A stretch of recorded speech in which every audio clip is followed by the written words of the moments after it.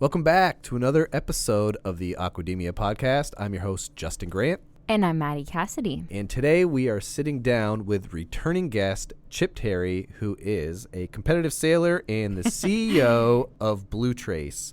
If that name sounds familiar, he was with us back in 2021 for episode 112. Check that out. The link for that episode will be in the show notes. Before we jump into this episode with Chip, where we are going to discuss FSMA 204, which is Food Safety Modernization Act, Section 204. We are on social. We are on Twitter, at Aquademia Pod. Go ahead and find us and follow us if you aren't already. And if you want to contact the podcast for any reason, you can do so with our online form, which is located at globalseafood.org/podcast. And if you like what you're listening to, then feel free to give us a review or rating on whichever podcast platform you're listening to us on. And if you extra like what we're doing, then you should definitely subscribe to the podcast on your podcast platform of choice so that every single episode gets directly downloaded to your device when it comes out. And we'll see you at the end.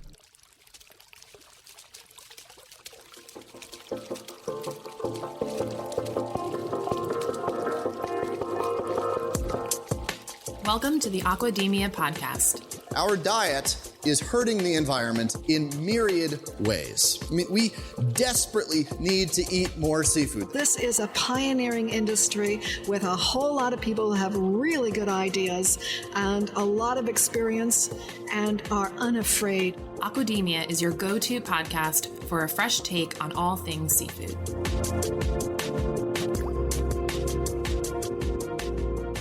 We are sitting down with Chip Terry, the CEO of BlueTrace.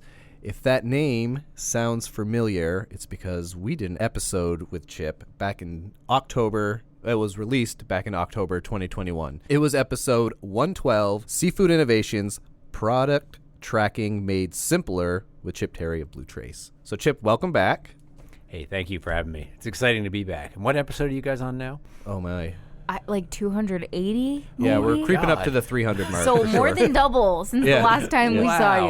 you. And the last time we recorded with you, we didn't even have this studio built out. So now you're able to record with us in the full studio. Yeah, you guys are missing it on the podcast because this is an impressive studio and these microphones are badass. You know, maybe when we finish, if we can remember, which sometimes I forget, Matt usually reminds me, we should take a photo of us, Yes. of the three of us, because Chip is here live. This person. isn't over virtual technology and computers. We have Chip in the studio. And so maybe we'll get a photo. We can put that on social so people can Let's see a little bit of absolutely what we're do talking that. about. So Chip, before we jump into the topic of the day, which will be FSMA 204, what have you been up to for the last few years since we last saw you? You know, it's been a heck of a journey. As many of you know, I came at this from technology Right. and have been learning the seafood industry as I go. And so I have been on this incredible learning curve as I've gotten into the seafood industry and learning from all of our clients and partners and other folks, what's the difference between a shrimp and a crawfish? But How much time you got? but there is like an unbelievable amount of things. One of the things I was saying is that the three-letter acronyms in seafood rival the three-letter acronyms in technology. From a work perspective, BlueTrace, we've now we're up to over 450 clients. We have printed over 5 million tags. We've expanded Wow. beyond just shellfish to the rest of seafood. So it's been an amazing journey to watch. We have clients in every coastal state in the U.S. and every coastal province in Canada except Hawaii. So if anybody's listening from Hawaii, we'd love to talk to you because I'd like a trip. And you probably want to record another podcast episode down there, Oh, too. yeah. So Yeah, we'll so have to I come think you with guys you. should come and we can do an interview with that client at the same time. Let's make it work. So I'm going to have you explain a little bit more about FSMA 204. And again, that's an acronym, so some of our listeners probably know exactly what we're talking about. If you don't, continue to listen so that you are fully aware of what this is about because it may pertain to you and your business. So, Chip, please explain to us what the acronym FSMA is, what is FSMA 204, and its significance for the seafood industry. All right, we'll start with the acronym. Food Safety Modernization Act was passed actually way back in like 2010. And it was basically put on the shelf. The FDA never really had, once an act get passed, the rules, specific rules are written by the agency, in this case, the FDA. And they sort of didn't really do the rules. There were a lot of changes going on.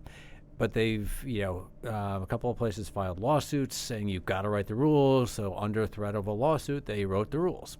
And they published the final version of the rules last November. Section 204 refers to one part of those rules. There's a whole endless amount you can go through, but the 204 is enhanced traceability regulations. Enhanced meaning it adds on to ones that they already have to do for HACCP and other things. And what it's really doing is introducing a whole lot of acronyms. So the basic idea is there are critical tracking events in seafood.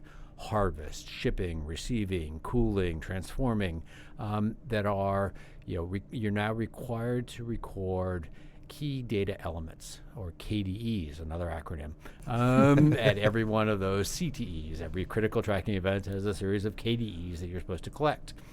There is a requirement for a traceability lot code, or TLC, another acronym. Oh, wow. The TLC is supposed to be collected at the start of the chain, and then supposed to remain consistent all the way through the chain, through all those CTEs as you collect KDEs. Right. And this applies not just to seafood, it applies to any what they have termed high-risk foods, which are on the Food Traceability List, another acronym, FTL. The Food Traceability List has a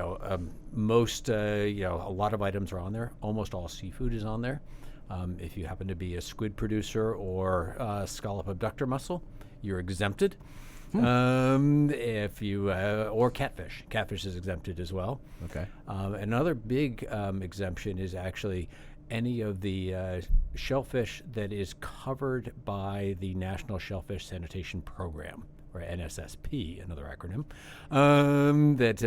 If you're covered by that, which is really like live oysters, most clams, most mussels, you are not required to comply with the Food Safety Modernization Act, the FSMA 204.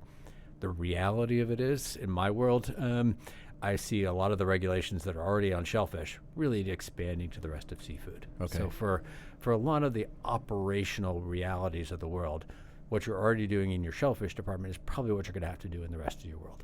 Yep. And so you're going to be moving, the activities you have in shellfish over to, say, your tuna or your swordfish or lobster or what have you. So since this is a United States-based act, how does that ripple effect then affect a producer in another country, another continent? That's a really interesting part of this, because obviously 70 to 80% of U.S. seafood is imported. Right. And it explicitly covers imported food. It also explicitly covers almost all frozen, which is when a lot of stuff is imported frozen. And so you are a Indian shrimp farmer. You are required to record a traceability lot code, establish a traceability lot code at harvest, record all the key data elements, which in this case would include like what pond you harvested it from, what date and time, and all those kind of things, and pass that information up through all the steps that it's going to take to get to the U.S. consumer's plate. So, where was it processed? How was it packaged? What other lots was it combined with? When was it shipped into the U.S.? There's some other regulations that will go along with that as an importer, like the Seafood Import Monitoring Program, or SIMP, another acronym. That one you can say, SIMP. It almost doesn't count. So there will be some other things on top of it. But from a operational perspective, it doesn't really matter whether you're in New Orleans or you're in Bangladesh. You're going to have to basically do the same things. So, Chip, what are the key updates or changes introduced by FSMA 204 that seafood companies probably need to be aware of? So there are a few. I mean, the collecting of data at these critical tracking events is obviously front and center. You're probably going to have to change your system somewhat to collect different data.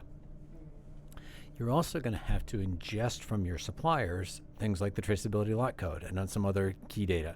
So, think about that communications with your suppliers. It's going to be different. And then again, with your customers, so passing data on. So all of those are going to be different. The other thing that's different is the FDA is very explicit that they want digital data. Now, they framed it as they want a sortable spreadsheet within 24 hours of request from the FDA, which most companies, if you're any scale, probably can comply with, but not all. Yeah. And many, particularly of all those data elements, to be able to get that into a spreadsheet, you could be seeing people typing all night if they don't have an electronic system. Well, and I think you mentioned the focus, right, for small or medium-sized facilities. Cost is really important, and you have to look at managing your bottom line, but what technologies do you invest in, and something like this that's going to be a requirement. And I don't know, have we said yet when this is going into effect? I mean, I know the date, but I don't know if we've said it yet. Yeah, so January 20th of 2026. Okay. So about a year and a half away. So for any of our procrastinators that are saying, it's far enough away where maybe I don't have to start thinking about this, that's not the case. That's probably bad advice if you do that, right? Because there's a lot of system changes. You have to talk to your supply chain, and you have to it's not just you that needs to make the changes. It goes further down the line. And I think maybe we'll dissect into that a little bit more as we navigate through some of these interview questions. But I just wanted to say that this doesn't happen overnight, so you need to plan ahead. Yes, I didn't mean to cut you off, Chip. I know. No, but I think that's incredibly important. And you also mentioned that big companies, you can hire a full-time person to do this. If you've got 100 people on staff and you hire one more person, it's not going to be a major impact to your bottom line. Mm-hmm. But if you're a small company with 5 or 10 people and you have to hire a full-time person, that's a major impact to your bottom line. Yeah.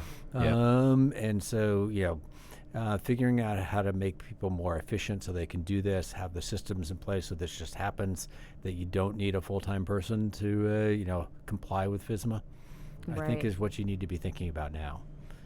So since this act is all about food safety modernization, what are some of the actual stipulations that are affecting seafood safety in this sort of process? Yes, it covers the traceability, but what about those actual critical tracking events? Yes, the CTEs. The CTEs. Yes. What about the CTEs is going to be affected? So taking a step back, why are we doing this regulation? Why does this even exist?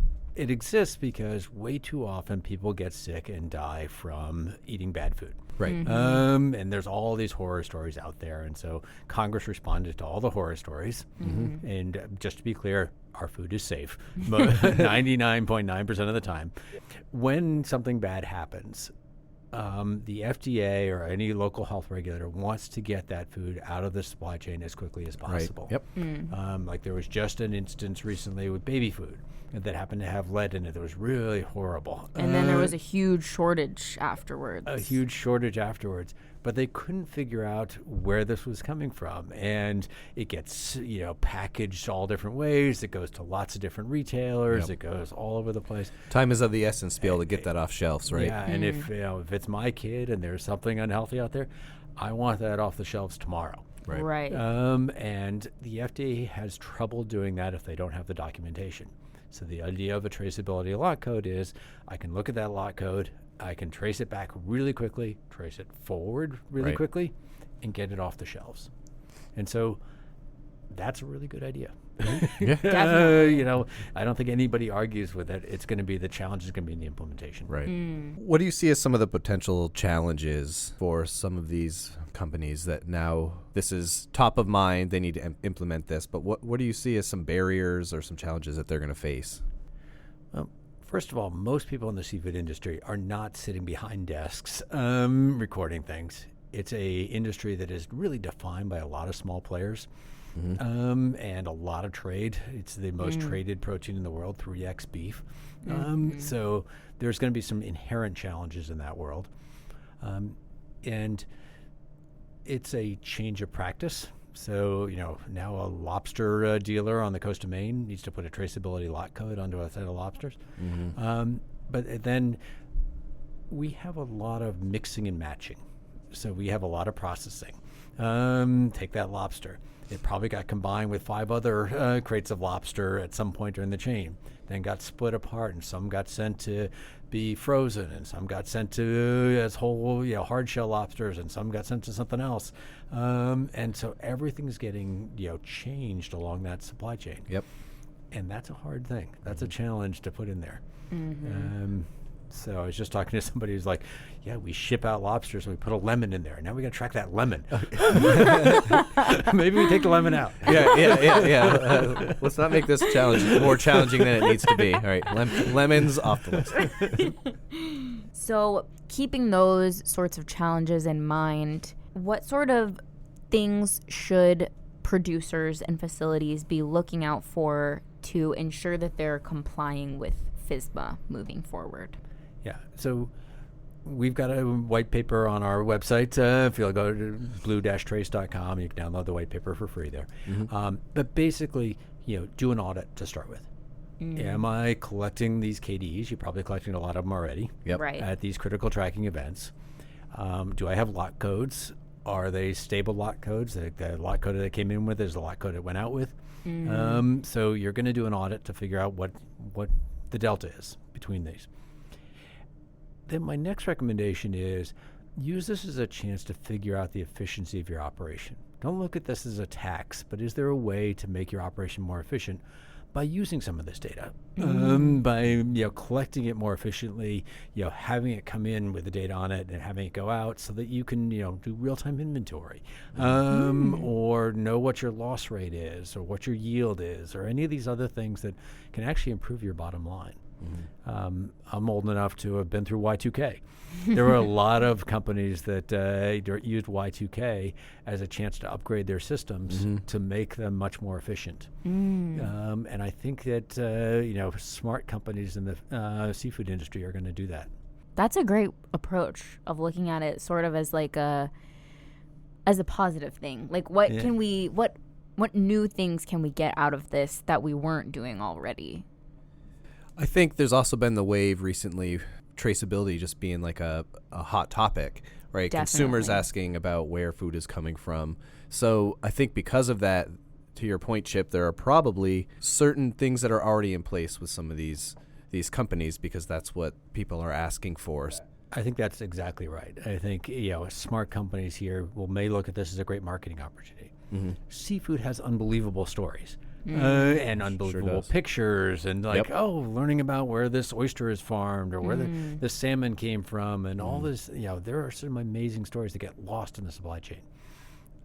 Is there a chance to bring those stories through the supply chain in a way that, makes it more compelling for the consumer? They can see where their food came from. Maybe they go visit that oyster farm.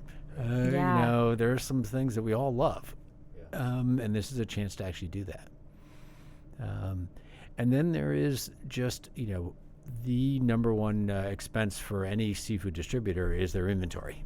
And, geez, if you know what's coming, so you can start pre-selling the inventory before it gets there, and you know what's in inventory so you can make sure you get it out of inventory before it goes bad, you can reduce food waste, you can increase inventory churn in their world, that's a huge win. And that could be a big impact on the bottom line. And maybe this is actually a chance to do that, to look at this and say, hey, how do we, if I know I'm getting, 1,000 pounds of tuna tomorrow, how do I start selling that ahead of time so that I can say, hey, it came in tonight, I repacked it, and it's out the door within 2 hours. It's on the way to the restaurant.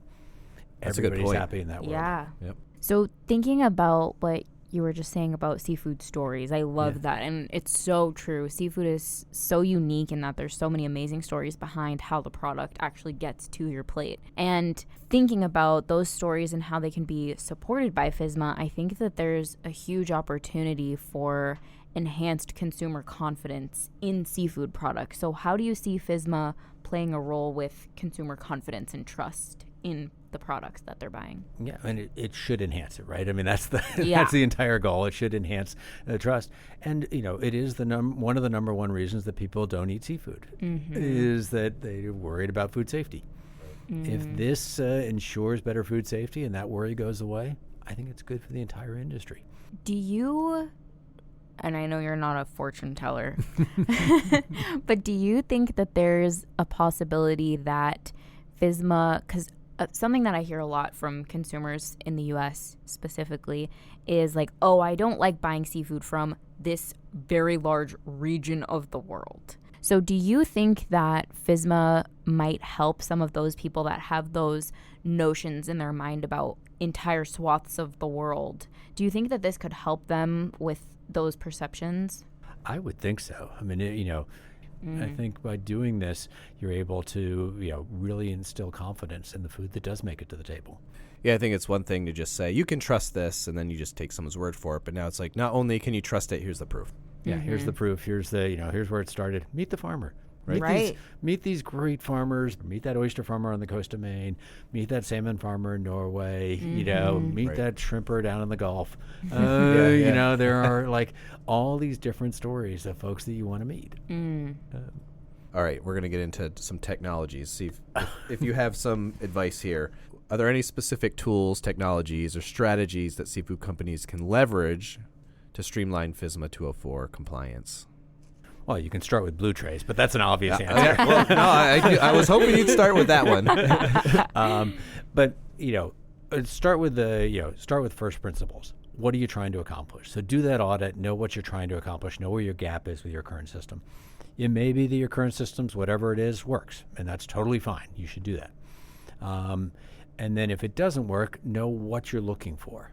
Don't just go out and say, hey, I need technology. Go out and say, hey, I need technology that integrates with my accounting system that allows me to get advanced shipping notice from these types of companies. And then you can narrow it down, and there are lots of options out there. My recommendation would be to make sure you also work with somebody who's got experience in seafood. That seafood is a very difficult industry to work in. And so it's got lots of different, just take quantities, for instance. It's about uncommon to buy something in pounds and sell it in pieces. Or to, turn a tuna into a bunch of loins. There's just a lot of things that happen in this industry that aren't, common in other industries. So I'd focus on that. And then the third one I'd really focus on is ease of use. Is this something your frontline people can pick up and use? And that often means on the phone. It means you probably have people who are, English as a second language. They're living in wet environments. If they can do it, then the rest of the system works. There's lots of beautiful systems out there that do amazing stuff that, require somebody who's gotten, 3 months of training and sits behind a computer all day long. And that's probably not the world you live in. So, hard truth coming. What are the consequences if you procrastinate and you miss the deadline of implementation and you're running your business and your FDA inspection is going to be a lot tougher. Almost every distributor in this world gets inspected twice a year by the FDA or their state or local inspectors. They are going to start looking for FSMA compliance. If you are not compliant, they will probably give you a warning. They'll probably write you up the first time. The next time it might be a fine, and then it's up to loss of license. You could be actually shut down. So be very cautious. The other thing is, if God forbid somebody got sick and died from your product and you were not compliant with FSMA, you may be held personally liable. But certainly your company would be held liable. Right. And so you want to be ahead of that, because that's the worst case scenario. Yeah. Can you tell us a little bit more about the white paper that BlueTrace created? I skimmed through it, and there is so much great information in there, and I'm really impressed because as someone who is not familiar with FSMA, it made it a lot more easy to understand. So I think it would be great if you could just give us an overview of what people can expect to find in there, because it's such a great resource. Thanks for the plug. Yeah, of course. We basically, we've met with the FDA a number of times. We've read all the regulations, which, by the way, are really boring. And we tried to pull out the key points, particularly for the seafood industry, particularly for folks who maybe are not the largest companies out there. We said, what do you really need to know? So what products are covered? What are the general requirements of each of these critical tracking events? What are the KDs that they're expecting? What does it mean to have a sortable spreadsheet? What does it mean to have a traceability lot code? A lot of those kind of things. There are plenty of other resources out there, but for us, this was just helpful as a way of talking to our own clients to say, hey, this is coming. You should start paying attention to it. On our own technology platform, we just rolled out traceability lot codes for everything. We're just going to do that because that's a starting point. We know everybody's going to have to get to that. So let's just make it that's compliant. Because what we want to be able to do is have seafood companies be able to operate freely and know they're compliant with all the regulations. We did the same thing with Prop 65 because everything causes cancer in California. So we, if you check a box, we'll print the Prop 65 language for you. Yeah. If the regulations on the NSSP change and the number of days you need to stay or the tags after you receive them, we change that. And so it's just those kind of things. We want to make it so that you don't really need to think about regulations. You can think about the much more important things of running your business. Like that. That's well said. Now that we know the consequences, let's move to the future. So looking ahead, what do you envision as the future trajectory of FSMA 204 and its impact on the seafood companies? I think it will have a very far-reaching impact. I think it's one of those things that over time we'll look back and recognize was probably a turning point, the same way maybe seafood HACCP was at an earlier stage, where there's just going to be more regulations, and it's going to be more in your face. Hopefully it means that we have a safer product, even though it's really very safe right now, but it really better consumer confidence that is great for the industry overall. Yep. And just to be fair to the FDA, these rules are not dissimilar to what Europe has already implemented, what Japan has already implemented. So it is really sort of following along with what other major economies are doing. And so, that Norwegian salmon farm is doing this for Europe already. So they'll be doing it for the U.S. and for Japan. I mean, you mentioned this. The regulations seem to just continue to evolve and change. New ones are being required, so it can be challenging. I think that's just the world that we live in, and the best thing you can do and the best advice, and I think you said this, Chip, really is just try to stay ahead and don't procrastinate to the last possible minute, because then you might have to make some sacrifices to meet those regulations that you don't want to have to make. Yeah. My other hope in the future here is that a lot of these regulations that impact seafood all get aligned. So take the Seafood Import Monitoring Program, which is run by NOAA, which is different than the FDA's Food Safety Modernization Act, but they're effectively collecting a lot of the same data for different reasons. Well, maybe it would be nice if they could be actually the same regulation, collecting the same data and just used for two different purposes. And there are a lot of examples of that, particularly in the seafood industry, where there's overlapping regulations. And so if you want to do something proactive, talk to your public officials about aligning some of these regulations, because there definitely has been a push in the Senate to align some of these regulations.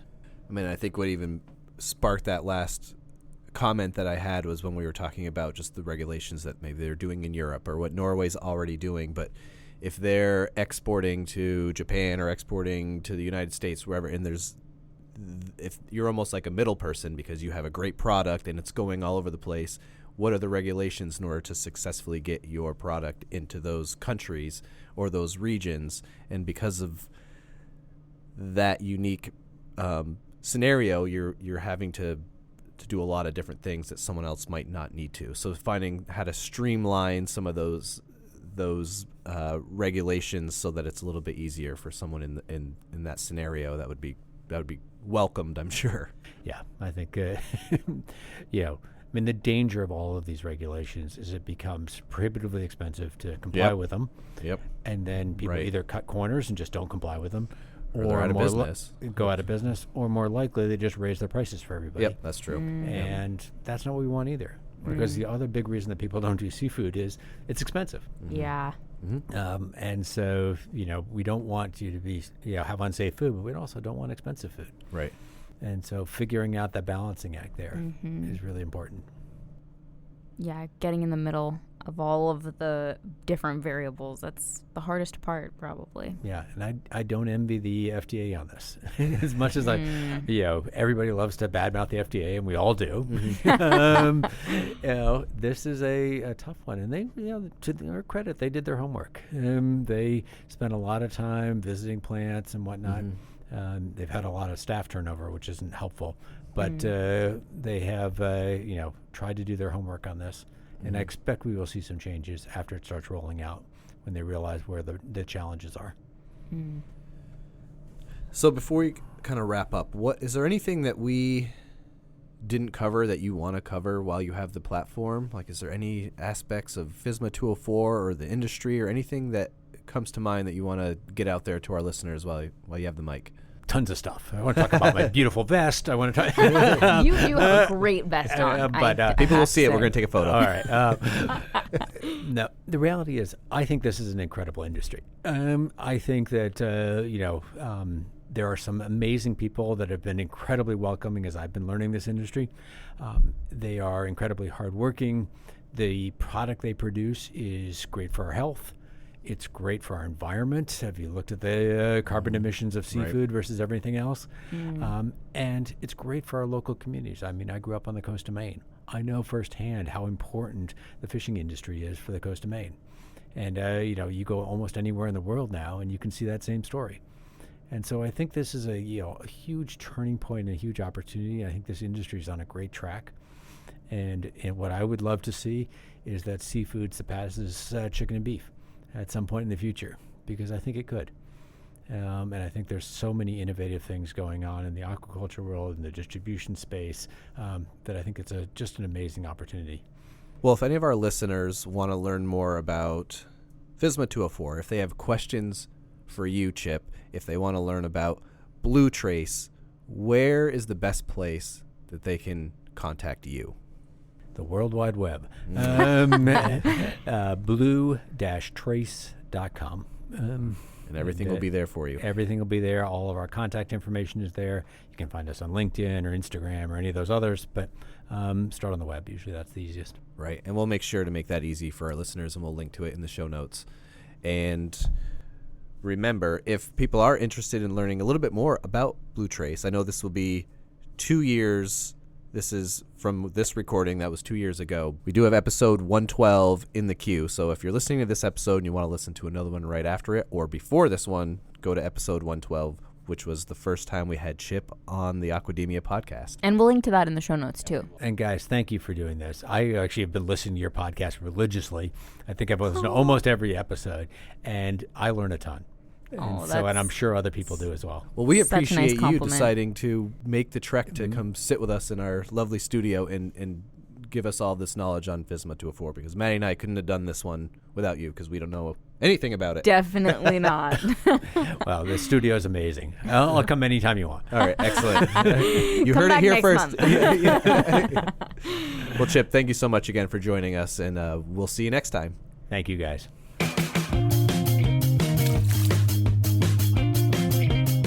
Folks, that was our conversation with Chip Terry. I hope you learned something. If you are one of those listeners who work for a company that need to understand more about FSMA 204, please check out our show notes, do your due diligence, and get your company prepared. Yeah, we're going to have a bunch of resources listed in the show notes about everything FSMA 204, so be sure to check that out. And as always, if you want to follow us on social, we are on Twitter at Aquademia Pod. You can contact us via our online form, which is located at globalseafood.org/podcast. And if you enjoyed this episode, then be sure to leave a rating or review for us on your podcast platform of choice. And while you're doing that, you might as well subscribe. Thanks again for tuning in to another episode of the Aquademia Podcast. We'll talk to you next time. Ciao. Bye.